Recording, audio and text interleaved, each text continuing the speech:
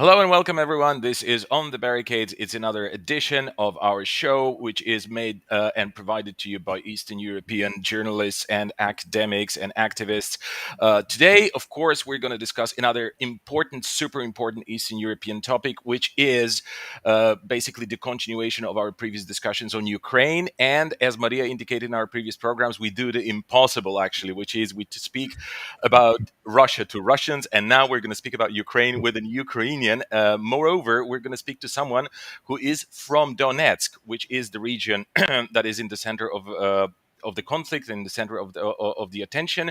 We were initially going to actually discuss what happened over the last 2 or 3 weeks and all the diplomatic or semi-diplomatic shenanigans, but provided the radical escalation of the situation over the past 72 hours, we're of course going to start exactly there. And before I say anything about the very topic, which is which is the theme of today's program, I want to say hello to my co-host Maria Chernat, and I want to say hello to our special guest Andrey Buzarov, who is a political analyst who specializes in conflict resolutions and conflict analysis.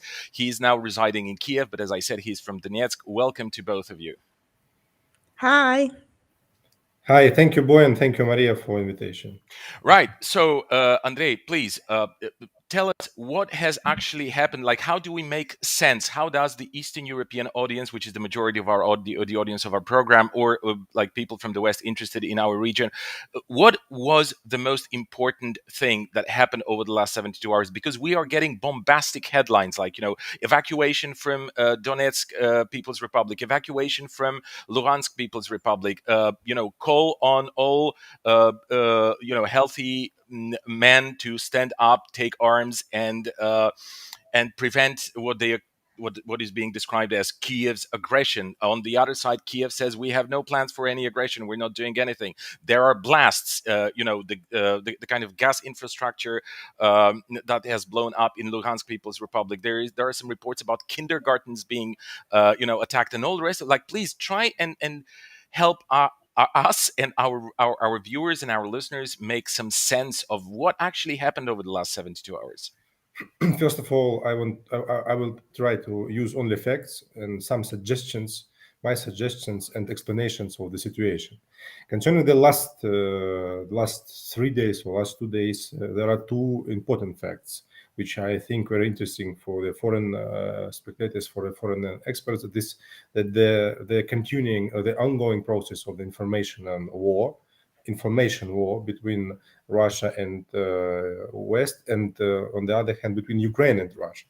And the second fact is very important, as you mentioned, Boyan. This is escalation, but escalation not very unusual. I mean, during last 8 years, we saw a lot of escalations like this.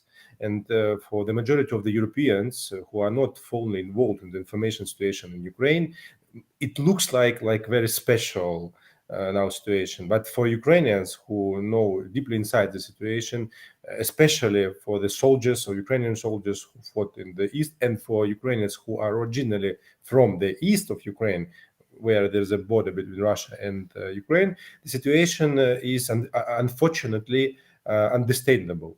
And concerning the information situation, the information war, I knowing the foreign languages can read foreign media, and knowing the Russian language, I can read the Russian or Belarus or the Russian-speaking media of the post-Soviet countries. And I cannot say, unfortunately, say that both parts are adequate. I would say that a lot of personal expressions and a lot of personal estimations of the situation, and a few facts only we have in Western and Russian media. And I think if you want to understand the situation better, you should ask Ukrainians, first of all, because we are inside the Sounds logical. Yeah, we can advise to the West or to the East what we see. And the escalation, which is now going on in the west of Ukraine, and I think it will be in the nearest 2 days, unfortunately, it's a part of some kind of hybrid tactics of Russia, first of all. So I think that the escalation, the tense which we see now in the informational sphere, this is one kind of tense from the Russia, because we saw during last 2 weeks, Washington Post, New York Times, Wall Street Journal, The Economist, they wrote a lot about the possible attack by Russians, but there wasn't any serious signs of such kind of attack. There was a readiness of Russians to see to show their power, military power, but not to attack. But now we see the escalation in Donbas, which also it's very difficult to explain, because it's very difficult to explain what is the final aim of Russians to use the pressure now. Maybe it's negotiations, maybe it's another part of hybrid war, maybe it's another part of demonstration power. So even for us, for Ukrainian analysts, it's very difficult to understand what is the final logic of West when they show the imminence of the Russian threat, and what are the logics of Russians when they try to use the situation in the east of Ukraine to justify their actions in the future. Okay, Well, so can I just sum up so that I make sure we're on the same page? You're telling us now that the situation as it is, as we can see it, as we can observe it, is of course dangerous in and out of itself, and it has been dangerous for the most part over the last 7 or 10 years. But it's not really exceptional from the point of view of the people on the ground, because you have been through many such info war shenanigans, Yeah. and you've seen that in the past, and so on and so forth. Yet you're not exactly sure what is the end game of the Russians putting Yeah. pressure right now. Absolutely right. When there are two very important, unusual facts which has happened yesterday, which we didn't see, for example, during last 7 years. First, the total mobilization of the separatists, like they say, or pro-Russian separatists. They announced this mobilization. And the second fact, that behind or between the Russian border and non-controlled border by official government of Kiev, which is actually controlled by separatists, there is a huge amount of military infrastructure for helping for refugees, like they say, Russians, which can go from the not controlled area of Donbas. So this is a very serious two facts which were not. This has never happened before. this has Yeah. never And happened. this is it shows that it can be another variant of the evolution of the conflict, or another variant of the scale of the conflict. Yeah, but it doesn't have to lead necessarily to all-out war. Yeah. Yeah. Okay, Maria, please go ahead. I interrupted you like 2 minutes ago. Well, we've seen a lot of this conflict, and you, as a war and conflict analyst, you've seen how the propaganda works. What surprised me, actually, in this conflict was the reaction of your president. I would have expected him to go and hide somewhere and ask for the US help and act like a coward. And yet, he proved to be quite a media player, because on the day of the invasion, he used the 31 national TV channels to air the same message of unity. He filmed himself using YouTube. And this is something new. I think this is the first conflict where you see a president who learned a lot of lessons from Wag the Dog, and who, for the viewers, this is a very well-known political satire that is based on the way propaganda works. And I was quite surprised to see that. So is this something maybe that the US didn't schedule, like a president that would fight back, but not overtly saying that we don't want a war with the Russians, but trying to package his resistance into some sort of independence, unity, love, and understanding of Ukrainian people, and so on? Maria, thanks for the question. First of all, I want to emphasize that I'm not an official representative of our government, because it's very difficult even for us, for independent experts, to understand what is going on between Ukrainian government and our Western allies. But you mentioned very important thing, actually, the contradiction between the official position of official Kiev, of our government, and the contradiction, between our Western allies. So if you really analyze, at least now, during the last 2 months, the position of our government, it's very contradicted to what what the official US embassy say, or Britain embassy say, or Canadian embassy say. And for example, 4 months ago, it was a unanimous position of Ukrainian government and of Western allies. So when United States for the first time hinted and said that the attack of Russians can be in the February, it was announced last year, our government reflected very quickly.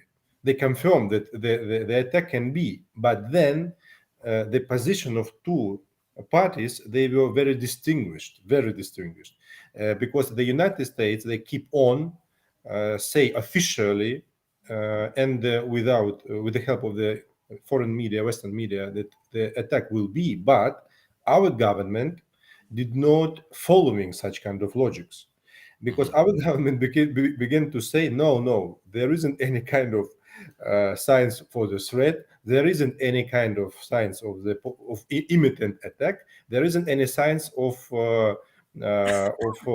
the possible military attack by Russians to Kiev or Kharkov.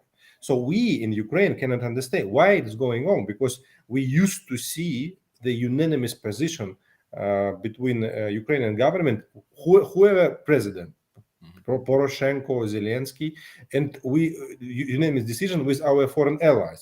Whoever is the president in the United States, Obama or Biden, it was always one position about Russia or against Russia, I would say. But now we don't see such kind of position.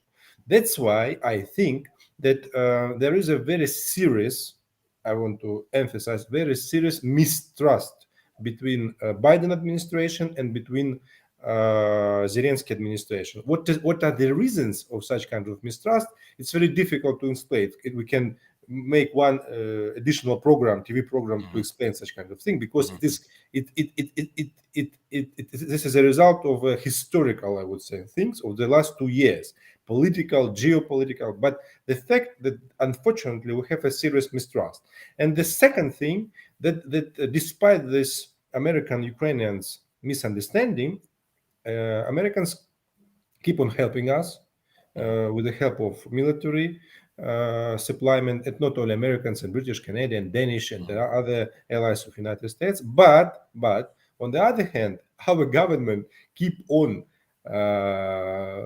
continuing the negotiation with Russians within the Normandy format, but without Americans, only with the help of France and German. And they have additional local player, but very important player, geopolitical player. This is Turkey, because Erdogan came to us several weeks ago. Macron came to us several weeks ago. Olaf Scholz came to us or 7 weeks ago. But simultaneously, the same week, we have the visit of British Premier, which proposed to be an ally, but another ally, not Normandy format, the so-called, we call it Anglo-Sax or Anglo-Sax or the Baltic Union, with Poland and with Britain.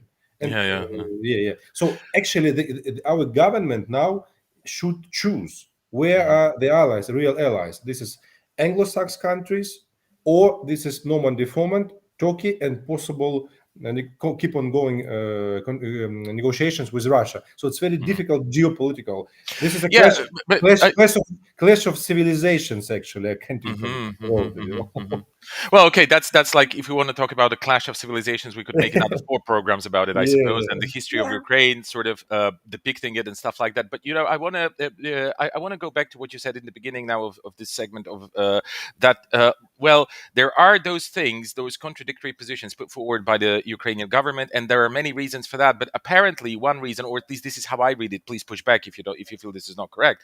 But I read it that the Americans just have gone have gone one step too far. I mean, the amount of hysteria, the amount of pressure, the amount of drumming on for war, and sort of trying to escalate this tension, or this feeling, this perception of the tension between Russia and Ukraine, and that the Ukrainian government said, "Hey guys, I mean, you really you're making one step too far, because it's actually ruining our economy. I mean, people are getting scared, the oligarchs are fleeing, things are getting really destabilized. So I mean, perhaps you should just calm down a little bit," which was actually a phrase that was exchanged during a phone call.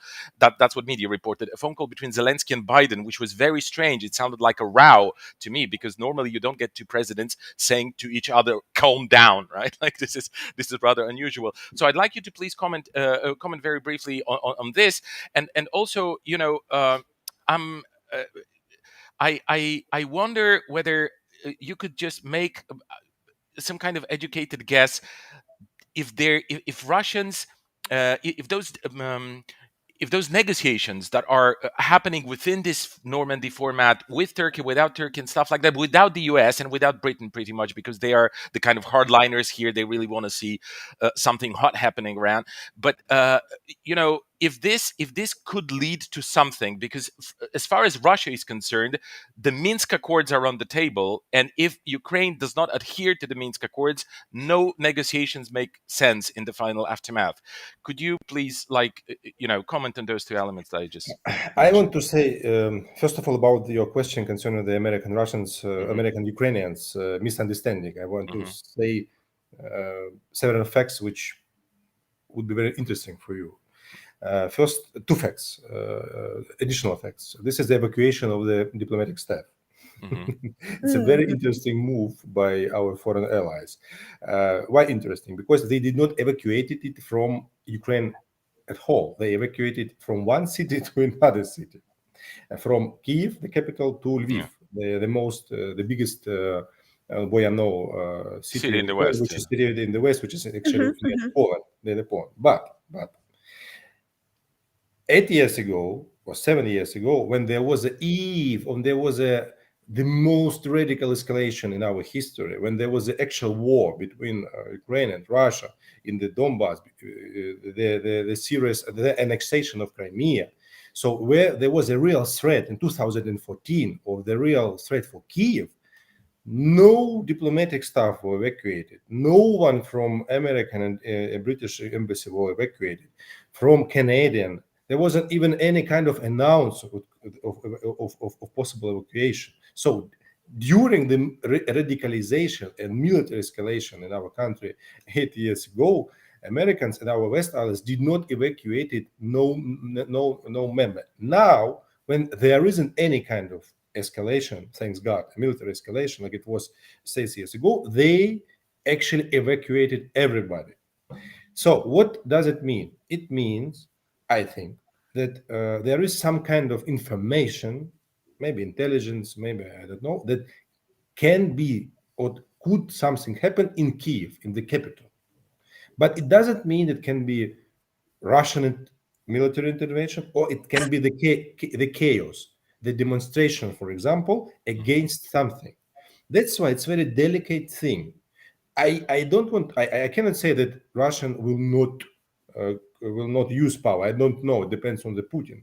But if this is the second fact, and this is the second question of Boyan, if the negotiations will keep on with Russians, and if the consensus, I would say, possible consensus concerning the implementation of Minsk agreement will be found, I think that part of Ukrainian society, the most radical, they will not accept it. And they Hmm. will organize the demonstrations, the manifestations, the different mottos in the Kiev or in Lviv. And they will say, if you analyze our Russian speaking or Ukrainian speaking media, you would say that a lot of politicians, a lot of influential radical groups, they are against any kind of consensus with Russia. It doesn't mean Minsk agreement or Bulgarians or Romanian agreements with Russia. It doesn't mean whatever you create, they will not accept anything. Okay, what do they want? mhm. This is what do they They want? they want to freeze the situation like it was 7 years. So to leave it like it was. So we call that semi-frozen conflict, not Hmm. frozen, because it wasn't actually frozen, but it wasn't Hmm. like a real war. It was in 2014. So it was semi-frozen conflict. They was to leave it like it is and to benefit politically and geopolitically, because politically they can use it during the elections to see that they're against Russians, Mhm. and geopolitically they can benefit from the Western allies to take the money for the fighting against Russia. It's a geopolitical thing. That's why I think that our president and his team, they are frightened of the possible consensus with Russia, and Russians also knew that Mhm. it can provoke the demonstration in Kiev. That's why the American intelligence, I think, the American Secret Service, and they understand that in Kiev can happen something. That's why they evacuated not from Ukraine. They keep on supporting Ukraine, Mhm. but they evacuated to another city. And Russians now, they are keeping on, and Germany and France, the negotiations with our president. And yesterday, I think you saw the interview of Biden, which said, I advise to Zelensky not to go to München. I told Mhm. him 10 times not to go to München, to Germany, to the security conference. But our president went today. It was official confirmation that he decided to go to München conference. So I think the München conference, this is a part of negotiation in the Normandy format with Germans, France, and other parts. That's a very delicate thing. Okay, Yes, I would say please. so. Now, what I would like to say here is this announcement, this obsession with the announcement of the invasion. My speculation is the following: the Americans knew that something is going to happen because they planned it, or else, how could you be certain that Russians are going to attack and you announce the day? And they are going to be so stupid as to say, oh, thank God you announced it in the Washington Post. This is what we are going to do, exactly what you said. This Uh, is so bizarre. This is so bizarre. Unless the Americans knew something and they were planning to do, and they were expecting no, Russians to react, because otherwise it's simply absurd. What did they expect for Putin to come out and say, oh, I read it in the Washington Post, we are going to invade, this is Or what we in are the going sun, to or in do? the sun at 3 a.m. in the morning, like, right? At Yeah. 3 a.m. Be prepared. I mean, come on. yes, it's looked like very funny, Maria, especially about your position that Americans they knew something. They always knew something, but it depends on what and how they use it. And I can blame now Americans that they didn't. I mean, they active in the non-correct way because they have their own interest in our country, and you have to understand that they have very serious political and geopolitical regional interest in our country. You know it better than me. Russians also have a very serious civilization and historical interest in our country. That's why I always say about the clash of civilization. And when they said about the date, Americans said about the date of the invasion, certainly the majority of the Ukrainian analysts, even pro-Western, they did not perceive it seriously. But the demonstration of the power of Russians near the border is also very seriously. And Yeah. I, as a person from east of Ukraine, who I have a native Russian language, I know the culture of Russians, and my relatives live in Russia, in Donbas. I am not sure that they are joking. Mhm. They maybe will use political pressure, first of all, and economical pressure, not military. It's quite obvious. That's why I don't believe that they will use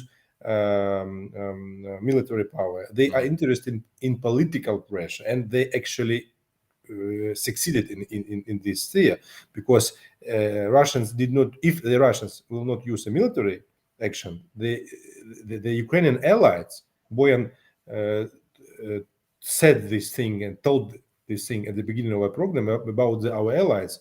Some of them out of the country, some of the inside of the country, some of them, I think, they negotiate with Russians and with United States. Some of them they don't understand what to do. The Ukrainian allied, the government, and the so-called political establishment, they will try to balance And they now they cannot understand what to do. I see the various the lack of understanding of situation by our allies. Okay, the last minute of the program, just tell me, please, if you feel in this chaos that emerged, or that has been emerging over the last 7 years, now we're in a situation where it's pretty much lose-lose for the Ukrainian population, because it's like, whatever happens, for the sake of resolution of the conflict, it's bad for the radical elements in the Ukrainian establishment who want to benefit, from this situation, because they can, mobilize the emotions of people, against Russia or against whatever imminent invasion, stuff like that, and they can benefit economically to some extent, going around, the globe and begging for more arms, more money, more, whatever, right? Although I'm not sure whether it's going to be working so well vis-a-vis the kind of loans that were actually, rejected recently. So if you could just comment on that very briefly, like 1 minute before we end this segment. I always, Boyan, I always supported the idea of stabilization of situation in the Donbas, and I always supported to some extent the implementation of Minsk agreements concerning the resolution. But I think that our government, the previous one and the current one, because of the political reasons, they didn't want to really find the solution. They always keep on using the Russians, that they will use aggression, the Russians that they want to find the consensus. But I think that the question not only in the Russians, the question also in the political allies in Ukraine. They frightened to find some kind of solution because of the radicalization situation. So now we will see what will be, because we cannot keep on